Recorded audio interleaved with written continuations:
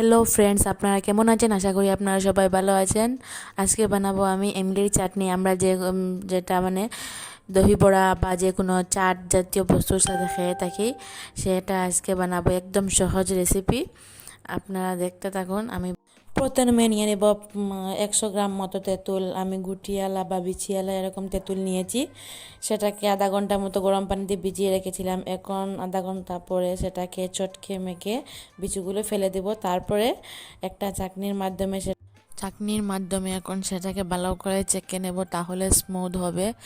তারপরে মুখে লাগবে না, বিচি বিচি গুটিগুলি সব সরে যাবে।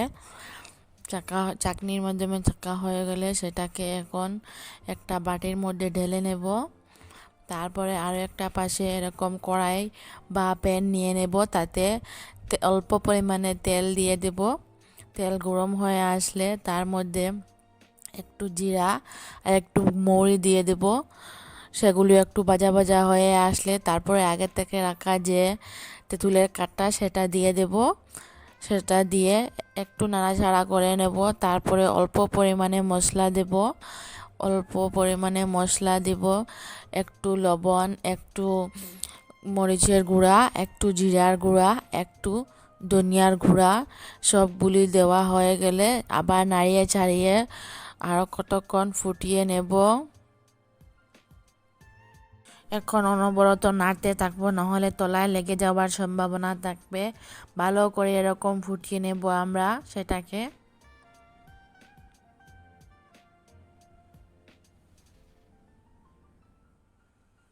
যদি আমার এই রেসিপিটা ভালো লাগে তাহলে প্লিজ আমার চ্যানেলটা সাবস্ক্রাইব করে দেবেন। এখন ভালো করে ফুটে আসলে সেটাকে নামিয়ে নেব আরেকটা পাত্রে। নামিয়ে তারপরে ঠান্ডা হতে দেব কিছু সময়ের জন্য এরকম। তারপরে অন্য একটা পাশে এরকম একটা প্যান নিয়ে নেব, তার মধ্যে পরিমাণ মতো চিনি দিয়ে নেব। আমি 3-4 টেবিল স্পুন চিনি দিয়েছি।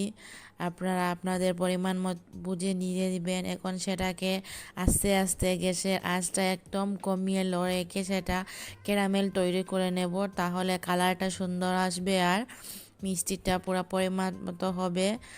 ভালো করে সেটাকে ক্যারামেল তৈরি করে নেব। অল্প পরিমাণে এখন পানি দিয়ে সেটাকে ক্যারামেলটাকে একটু ফুটিয়ে নেব, তাহলে তেঁতুলের কাঠটা দেওয়ার পরে দলা দলা হয়ে না থাকবে। সেটাকে ভালো করে নরম করে নেব। তারপরে আগে থেকে যেটা কাঠ রেখেছিলাম তৈরি করে, সেটা অল্প অল্প পরিমাণে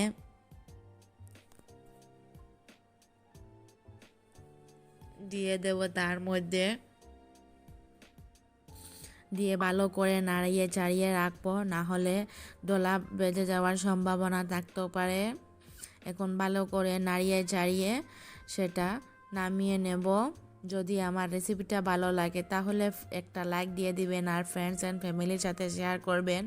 আমি তো এটা দহি বড়ার সাথে সার্ভ করেছিলাম। আপনারা চাট, যে কোনো চটপটি, দহি বড়া যে কোনো সাথে সার্ভ করতে পারেন। খুবই টেস্টি হয়েছিল, ভালো হয়েছে। আপনারা আপনাদের ঘরে বানাবেন প্লিজ, আর আমাকে জানাতে ভুলবেন না কীরকম হয়েছিল। টাটা, অন্য একটা ভিডিওর সাথে দেখা হবে।